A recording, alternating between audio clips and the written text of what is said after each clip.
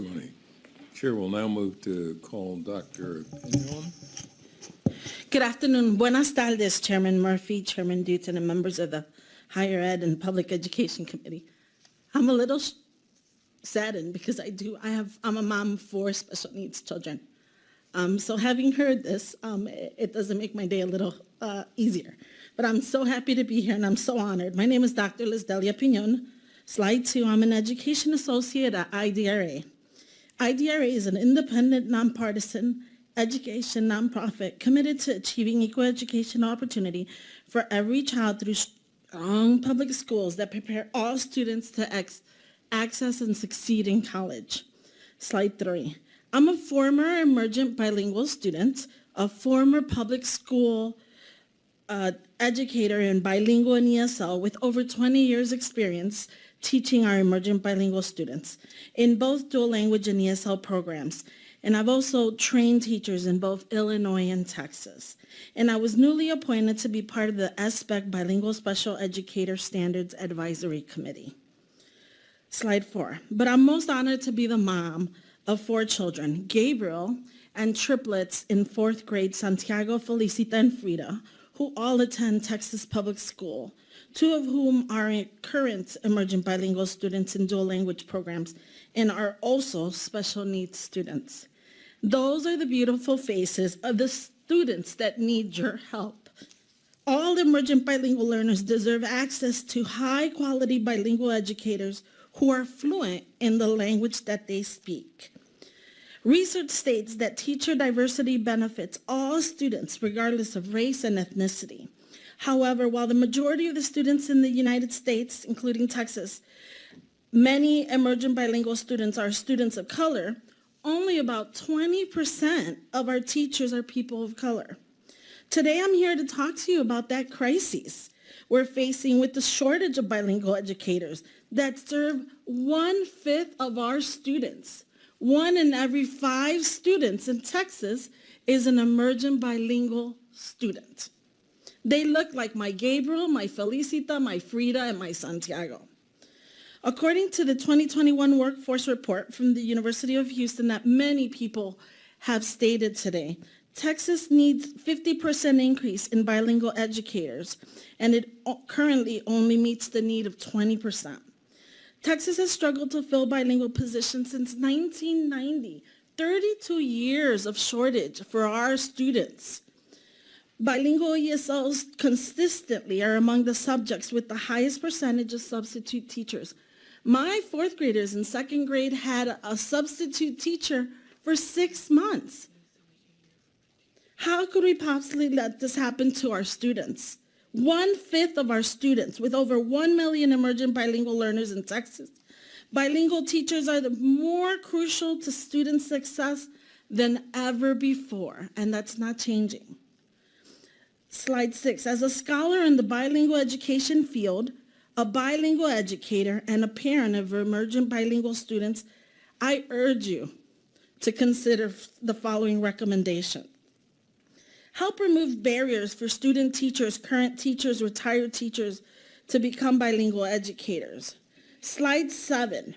Aspiring bilingual educators face an extra burden of taking 5 exams as compared to a generalist classroom teacher that needs to take 3. $368 compared to $600 to $900 is a big difference. The state needs a better way to test language skills in one of those exams than the bilingual target language proficiency test.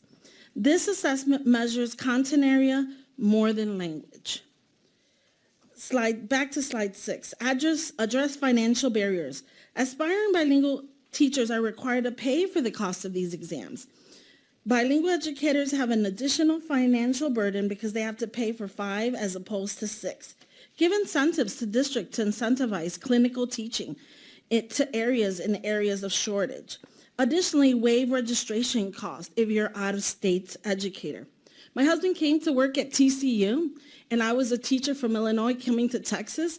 I couldn't afford the amount of fees I had to pay to transfer my certificates, my teaching, my principal certificate, to here in Texas, a cost many cannot afford.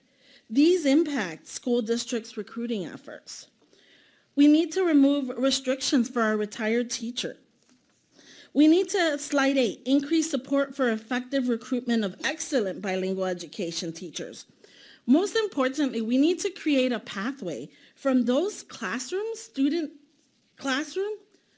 like me to classroom teacher. One of the most important changes is to create that pathway for our bilingual learners who are interested in the education field. Students who are bilingual should be encouraged in high school programs to become our future bilingual teachers. The state can encourage this by our Grow Your Own program grant, but also establish more heritage language programs in high school, so most students are proficient in Spanish and English to pursue that bilingual certificate. We need to create more collaborative partnerships between school districts and higher ed. There's a need for stronger collaboration between school districts and colleges, especially our Hispanic serving institutions, because we know that a large number of those students are already bilingual. And more importantly, we also need varied modes of recruitment. Where are we finding these students? We must make recruiting bilingual ESL teachers a priority by using a variety of means: professional organization, regional centers, high school academies, college nights. Those are all different ways that we can find our amazing teachers that are out there for my children. Slide 9, we must help the school district retain our bilingual educators. In order to prepare aspiring bilingual teachers, we must provide them with the tools to be successful. 20% of students are bilingual students. It's critical for all aspiring educators to have, in all content areas, to have a course in which they learn how to better teach emerging bilinguals. Just like you're required to have a special ed class before you graduate when you become a teacher, you should also be required to have a class on how to better teach our emerging bilingual students and English language development. All the students. An example of that is the TCU College of Ed. All the students that are in their program are either certified in ESL or bilingual and special ed. So when they leave, they're like a unicorn teacher. They're able to do both. That should be all our teachers in the state of Texas. We must increase financial incentives. There must be an increase at the college level for aspiring bilingual teachers and a salary increase for our current and future teachers. There shouldn't be a reason why my fellow colleagues who are teachers have to have weekend jobs and tutoring, because with the salary they earn, they can't afford the cost of living. Being a bilingual teacher was one of the most challenging jobs I've ever done, and I've done challenging jobs. I was a mom of 1-pound triplets. But as a bilingual educator, I had to prepare lessons in 2 languages, many times without the adequate resources, the books. I had to translate flyers and letters because I wanted the parents of my students to have the same access to materials and information as all the rest of the students. I wanted to make sure they were involved in the school and were engaged. And if those letters only went home in English, that means that we were losing our parents as well as our students. The work of translating and creating curriculum material in languages other than English falls on the shoulder of bilingual educators repeatedly, and it goes unrecognized and is often never compensated. This linguistic labor is work that many educators must take on because of the scarcity and the quality of our learning materials for our emergent bilingual learners. And we do it because we want our students and family to be successful, and we want our students to feel welcomed in their school. But this is time-consuming work that our general counterparts don't have to worry about. A new study out of Georgia University shows that half the challenge that school districts are currently having finding bilingual teachers, but the other is addressing those invisible burdens that I show on slide 11 and slide 10. Summary of my recommendation. IDRA recommends the legislature reduce the number of certification exams for bilingual educators and ensure that the exam focuses more on the true language competency, waive the state registration fee of bilingual educators who are certified in other states, and provide financial support for aspiring bilingual teachers who can't afford the cost of those extra exams. Increase funding in the Grow Your Own programs and other programs, including tuition exemption plans to help paraprofessionals and bilingual students become certified teachers. Require that all teacher preparation program overlay the teaching of emerging bilingual learners, or require a class in ESL or bilingual content areas. Provide technical assistance and financial support to school districts and colleges to continue to creating those partnerships that promote effective recruitment and retention strategies for bilingual educators.